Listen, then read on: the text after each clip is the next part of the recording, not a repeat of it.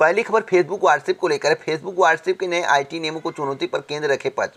High court का निर्देश, कंपनियों ने फर्स्ट ओरिजिनेटर की पहचान के प्रावधानों का किया है विरोध। दिल्ली हाई कोर्ट ने नई आईटी नीति को फेसबुक और व्हाट्सएप द्वारा दी गई चुनौती पर केंद्र सरकार को अपना पक्ष रखने के लिए कहा है। इन दोनों कंपनियों ने इन नियमों के तहत मैसेजिंग ऐप व्हाट्सएप की चैट को ट्रेस करने और किसी भी संदेश को सबसे पहले प्रसारित करने वाले यानी फर्स्ट ओरिजिनेटर की पहचान के लिए किए गए प्रावधानों का विरोध किया है। इनकी याचिका में कहा गया है कि इन प्रावधानों की वजह से नागरिकों की निजता के अधिकार का उल्लंघन होता है और यह असंवैधानिक है। याचिका के साथ एक अर्जी देते हुए उन्होंने इन प्रावधानों पर रोक लगाने की भी मांग हाईकोर्ट से की है। अब देखना होगा कि हाईकोर्ट के द्वारा इस पर क्या निर्णय लिया जाता है। पहले केंद्र सरकार की बात सुनी जाएगी, उसके बाद ही कोई आदेश सुनाया जाएगा। अगली खबर लखनऊ विश्वविद्यालय की है। एलएलबी एलएलएम का प्रवेश परीक्षा कार्यक्रम बदला। लखनऊ विश्वविद्यालय की 6 सितंबर 2021 से शुरू होने जा रही पीजी प्रवेश परीक्षा में आंशिक संशोधन किया गया है। इसके तहत एलएलबी एलएलएम व पब्लिक एडमिनिस्ट्रेशन की परीक्षा तिथियों में बदलाव किया गया है। विश्वविद्यालय प्रवक्ता डॉक्टर दुर्गेश श्रीवास्तव ने बताया कि एलएलएम की प्रवेश परीक्षा 8 सितंबर 2021 को प्रस्तावित थी। अब वह 6 सितंबर 2021 को सुबह की पाली में 11 से 12:30 बजे तक आयोजित की जाएगी। पूरी जानकारी के लिए आप लखनऊ विश्वविद्यालय की आधिकारिक वेबसाइट पर जाकर नोटिस को डाउनलोड कर सकते हैं। अगली खबर लॉ व बीबीए की हुई प्रवेश परीक्षा को लेकर है। विश्वविद्यालय में इस समय स्नातक प्रवेश परीक्षाएं चल रही हैं। इस क्रम में शुक्रवार को सुबह की पाली में बीबीए व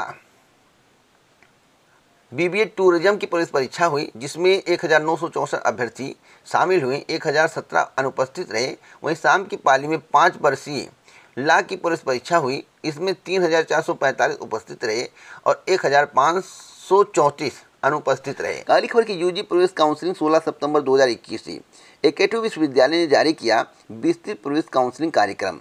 आप लोग एकेटीयू के आधिकारिक वेबसाइट पर जाकर विस्तृत प्रवेश काउंसलिंग कार्यक्रम डाउनलोड कर सकते हैं। अगली खबर है कि नियुक्ति के लिए भटक रहे हैं पीसीएस के चयनित। पीसीएस 2018 का अंतिम चयन परिणाम जारी हुए 1 वर्ष का समय पूरा होने जा रहा है, लेकिन जिला पिछड़ा वर्ग कल्याण अधिकारी के पद पर चयनित अभ्यर्थी नियुक्ति के लिए अब तक भटक रहे हैं। उत्तर प्रदेश लोक सेवा आयोग की ओर से नियुक्ति की संस्तुति काफ़ी पहले भेजी जा चुकी है, लेकिन विभाग नियुक्ति पत्र जारी नहीं कर रहा है। आयोग ने पीसीएस 2018 का परिणाम पिछले साल 11 सितंबर 2021 को जारी किया था। पीसीएस 2018 के तहत कुल 988 पदों पर भर्ती के लिए विज्ञापन जारी किया गया था, लेकिन अंतिम रूप से 976 अभ्यर्थियों को ही सफल घोषित किया गया। योग्य अभ्यर्थी न मिलने के कारण 12 पद खाली रह गए। पीसीएस 2018 में जिला पिछड़ा वर्ग कल्याण अधिकारी की 9 पदों पर अभ्यर्थियों का चयन किया गया था, लेकिन इन्हें अभी तक नियुक्ति नहीं मिल पाई है। अभ्यर्थियों का कहना है कि फरवरी में चिकित्सा परीक्षण भी करा लिया गया है, तो चिकित्सा परीक्षण भी करने के बावजूद अगर नियुक्ति ना दिया जाए तो यह गलत है। अब देखना होगा कि नियुक्ति कब तक मिलती है। वैसे ही संभावनाएं प्रबल हैं कि सितंबर के अंतिम तक इन्हें नियुक्ति मिल जाएगी। अगली खबर बीटेक बीएससी व बीसीए करने वाले दरोगा भर्ती के अभ्यर्थियों को झटका। हाईकोर्ट की लखनऊ पीठ ने यूपी पुलिस में सब इंस्पेक्टर और असिस्टेंट सब इंस्पेक्टर के 609 पदों पर भर्ती मामले में अहम फैसला दिया है। कोर्ट ने कहा है कि परीक्षा में वही अभ्यर्थी बैठने के योग्य हैं जिनके पास डोएग या NIELIT का O लेवल सर्टिफिकेट है। कोर्ट ने बीटेक बीएससी और बीसीए करने वाले अभ्यर्थियों को भी मौका देने के एकल न्यायाधीश की पीठ के आदेश को रद्द कर दिया है।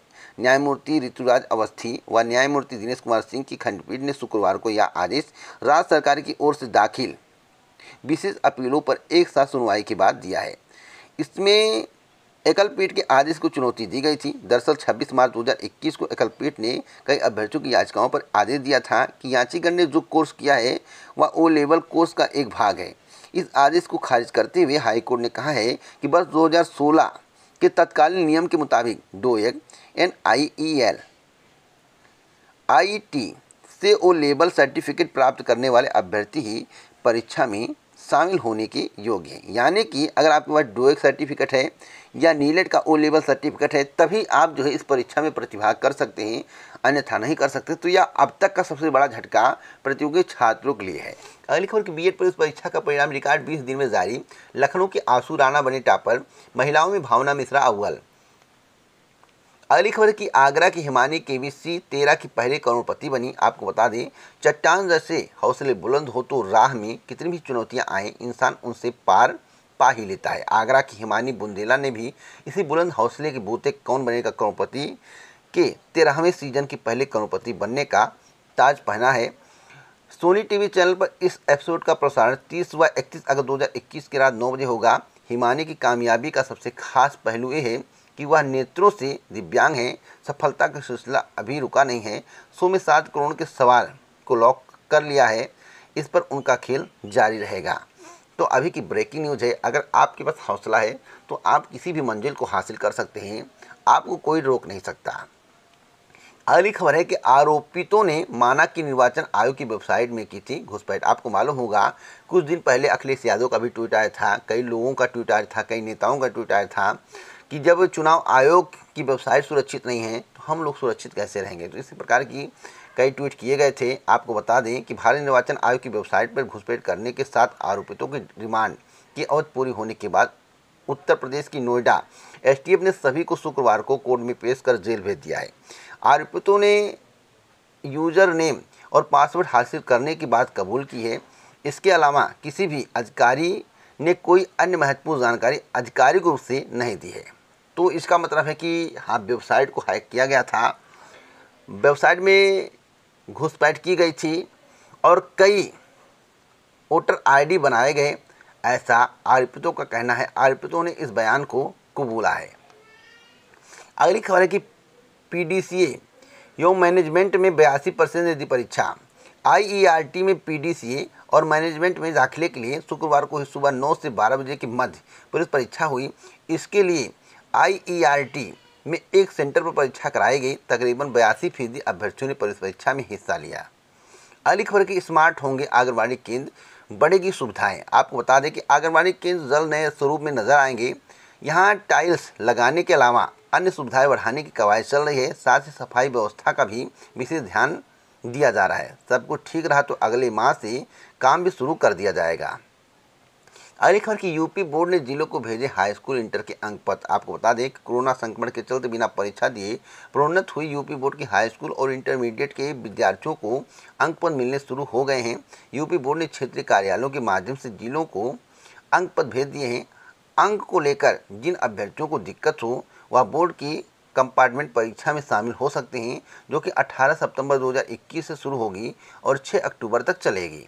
अगली खबर के सप्ताह के भीतर सामाजिक विज्ञान कला चयनितों को कॉलेज आवंटन, माध्यमिक शिक्षा सेवा चयन बोर्ड पर नियुक्ति पाने को कर चुके हैं प्रदर्शन। आपको बता दें प्रशिक्षित स्नातक शिक्षक टीजीटी 2016 की भर्ती में सामाजिक विज्ञान और कला विषय के चयनित अभ्यर्थियों का नियुक्ति पाने का इंतजार अब पूरा होने वाला है। उत्तर प्रदेश माध्यमिक शिक्षा सेवा चयन बोर्ड इन दोनों विषयों के चयनितों को एक सप्ताह के भीतर कॉलेज आवंटन करने की तैयारी में है। कॉलेज आवंटन के साथ ही दोनों विषयों में कॉलेज को नए शिक्षक मिल जाएंगे। अगली खबर काबुल धमाके को लेकर है। काबुल धमाका बहुत ही दर्दनाक था। अब तक 170 की मौत, 16 घंटे बाद निकासी उड़ानें शुरू और हमलों की चेतावनी। अमेरिका के राष्ट्रपति ने कहा कि ना छोड़ेंगे ना भूलेंगे, हम चुन चुनकर दोषियों को सज़ा देंगे। तो अमेरिका जो कहता है वह करता है। और काबुल के जितने भी आतंकी हैं, यानी काबुल पर जितने भी आतंकियों ने हमला किया है, उन सभी को अमेरिका के राष्ट्रपति के द्वारा ऐसी सज़ा दी जाएगी कि जीवन भर वे आतंकी भूल नहीं पाएंगे। और जो तालिबान के द्वारा तानाशाही की जा रही है और जो तालिबान के द्वारा षड्यंत्र रचा गया है, उसका जवाब अमेरिका के द्वारा दिया जाएगा। अगली खबर है कि 50% क्षमता के साथ 31 से खुल जाएंगे जवाहर नवोदय विद्यालय। आपको बता दें कि जवाहर नवोदय विद्यालय को 9वीं से 12वीं कक्षा के छात्रों के लिए 50% क्षमता के साथ 31 अगस्त 2021 से खोला जाएगा। शुक्रवार को अधिकारियों ने ये जानकारी दी है। अगली खबर के मेरिट लिस्ट, न्यूनतम योग्यता रखें ध्यान। दिल्ली विश्वविद्यालय की खबर दाखिले से जुड़े विशेषज्ञों ने दी जानकारी। आपको बता दें कि दिल्ली विश्वविद्यालय में स्नातक कोर्सेज में दाखिले के लिए जारी पंजीकरण की रेस अंतिम पड़ाव पर है। दाखिले के लिए कट ऑफ अक्टूबर से आना शुरू हो जाएगा, यानी कि आपको 2-3 अक्टूबर से कट ऑफ देखने को मिलेगा। यदि कट ऑफ में नाम आ गया और कोर्स के लिए न्यूनतम योग्यता पूरी नहीं करते हैं तो दाखिला मुश्किल है। दाखिला लेते समय ध्यान रखें कि मेरिट लिस्ट में भी नाम हो और न्यूनतम योग्यता भी पूरा करते हों, तभी आपका दाखिला हो सकता है। अगली खबर जामिया को लेकर है। 18 को यूपीएससी की कोचिंग में दाखिले की परीक्षा। आपको बता दें संघ लोक सेवा आयोग के अभ्यर्थियों को मुफ्त आवासीय कोचिंग प्रदान कराने वाली जामिया मिलिया इस्लामिया की आवासीय कोचिंग अकादमी दाखिला प्रवेश परीक्षा 18 सितंबर 2021 से आयोजित करेगा। इसके आधार पर मुफ्त कोचिंग के लिए छात्रों का चयन किया जाएगा। प्रवेश परीक्षा के 2 पेपर होंगे, इसमें बहुविकल्पीय और निबंध कि पेपर 60-60 अंक के होंगे। इसके अलावा साक्षात्कार 30 अंक का होगा। जामिया प्रशासन के मुताबिक अल्पसंख्यक, अनुसूचित जाति, अनुसूचित जनजाति और महिला उम्मीदवारों को दाखिला दिया जाएगा। अगली खबर है, दिल्ली में 1 सितंबर से खुलेंगे 9वीं से 12वीं तक के स्कूल। माता पिता की मर्जी के बिना बच्चों को भेजने के लिए नहीं कर सकेंगे बात। अगर माता पिता चाहेंगे तभी बच्चे स्कूल जा सकेंगे, नहीं तो स्कूल भेजने की ज़रूरत नहीं है। जब तक माता पिता की अनुमति नहीं होगा तब तक स्कूल नहीं भेजा जाएगा। 8 सितंबर से 6ठी और ऊपर के खुल सकते हैं स्कूल, इस पर अभी सहमति नहीं बनी है, जल्द ही सहमति बन जाएगी। अगली खबर है कि दिसंबर तक आ सकती है भारत की डिजिटल करेंसी, ऐसा आरबीआई का कहना है। देश में बदल जाएगा लेन देन का तरीका, परीक्षा शुरू करने की तैयारी, केंद्रीय बैंक के पास संचालन। आपको मालूम होगा कि बहुत पहले से इसकी चर्चा थी, जो अब साकार होने वाला है। पहले ट्रायल किया जाएगा और सफल रहा तो आगे प्रक्रिया बढ़ा दी जाएगी। भारत में दिसंबर तक अपनी डिजिटल करेंसी आ सकती है। भारतीय रिजर्व बैंक इसका परीक्षण शुरू करने की तैयारी में है। गवर्नर शशिकांत दास ने बताया कि डिजिटल करेंसी के सभी पहलुओं पर लंबे समय से काम चल रहा है। दास ने कहा कि विश्व के ज़्यादातर केंद्रीय बैंक डिजिटल करेंसी पर काम कर रहे हैं। चीन, यूरोप व ब्रिटेन के बैंक क्रिप्टो करेंसी की उन संभावनाओं पर विचार कर रहे हैं जिसका व्यावसायिक व सार्वजनिक इस्तेमाल किया जा सके। दास ने कहा कि डिजिटल करेंसी पर हम बेसावधानी बरत रहे हैं, यह हर तरीके से सुरक्षित होना चाहिए। अगली खबर कि अमेरिका में फिर फैला कोरोना, 24 घंटे में 1 लाख नए रोगी। 8 माह में सामने आए डेल्टा स्वरूप के सर्वाधिक मामले, बच्चे भी बड़ी संख्या में हो रहे हैं संक्रमित। तो यह तीसरी लहर मानकर चलिए, या तीसरी लहर है। भारत में भी तीसरी लहर नहीं आई, डेल्टा के केस मिले हैं लेकिन बहुत ज़्यादा नहीं मिले। तो अमेरिका से अभी भारत सुरक्षित है, इस तरह सुरक्षित रहे तो बहुत ही अच्छी बात है। अगली खबर 3 ब्लैक होल के विलय से बनता है चमकीला एजियन। अब एजियन क्या है, इसके संबंध में आप पूरी जानकारी गूगल पर सर्च कर लें। पूरा बताने का समय मेरे पास नहीं है, लेकिन हाँ, 3 ब्लैक होल विलय में से बनता है चमकीला एजियन।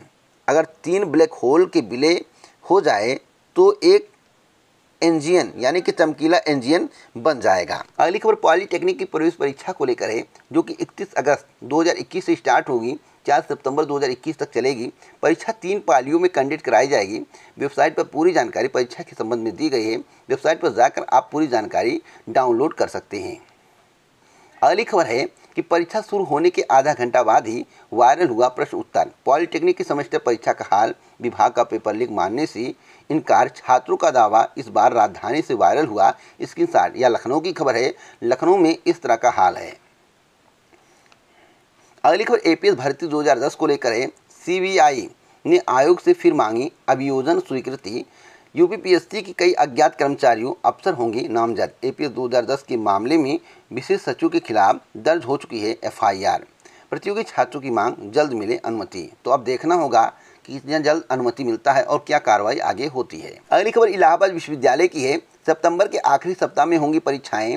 मई में प्रस्तावित थी पीजी अंतिम सेमेस्टर की परीक्षाएं, कोविड के कारण हुई देरी। आपको बता दें, इलाहाबाद विश्वविद्यालय एवं संगठक महाविद्यालयों के 10,000 से अधिक परीक्षार्थी होंगे शामिल। एक महत्वपूर्ण खबर और है, स्कूल कॉलेज खुलने के बाद अब इलाहाबाद विश्वविद्यालय में भी ऑफलाइन कक्षाएं शुरू करने की मांग ने तेजी पकड़ ली है। इस मसले पर शुक्रवार को एनएसयूआई और एबीपी के कार्यकर्ताओं ने अलग अलग ज्ञापन सौंपा है। अब देखना होगा कि कब से ऑनलाइन की बजाय ऑफलाइन कक्षाएं शुरू होती हैं। अगली खबर डीएलएड प्रशिक्षुओं को लेकर है। परीक्षा के लिए मांगी गई स्कूलों की सूची। आपको बता दें, परीक्षा नियमों प्राधिकारी की ओर से सभी डीआईओएस को पत्र लिखकर डीएलएड अर्थात बीटीसी की सेमेस्टर परीक्षाओं के लिए परीक्षा केंद्र बनाए जाने वाले स्कूलों की सूची 2 सितंबर 2021 तक मांगी है। ये परीक्षा 12 से 23 सितंबर के मध्य सभी जिलों में निर्धारित केंद्रों पर होनी है। जिलेवार प्रशिक्षण रत अभ्यर्थियों की सूची भी उपलब्ध कराई गई है। सचिव परीक्षा नियमों प्राधिकारी की ओर से निर्देशित किया गया है कि परीक्षा कोविड गाइडलाइंस के तहत कराई जाएगी। ऐसे में उन्हीं विद्यालयों को केंद्र बनाया जाए जहां इसकी समुचित व्यवस्था हो, परीक्षा केंद्र जनपद मुख्यालय से नज़दीक हो और आवागमन की समुचित व्यवस्था हो। तो पूरी जानकारी इस चैनल के माध्यम से आपको समय समय पर दी जाती है। इसके संबंध में कल ही नोटिस जारी किया गया था और मैं आपको बता दूं, आप लोग तैयारियां करते रहें। आगे कोई अपडेट मिलती है मुझे तो इस चैनल के माध्यम से सबसे पहले दी जाएगी। इसी प्रकार की जानकारी के लिए चैनल को सब्सक्राइब करें, बेल आइकन दबाएं और सेट करें, जिससे हमारी वीडियो का नोटिफिकेशन आपके पास सबसे पहले पहुंच जाए, वीडियो को आप सबसे पहले देख पाएं। जय हिंद, जय भारत दोस्तों, नमस्कार।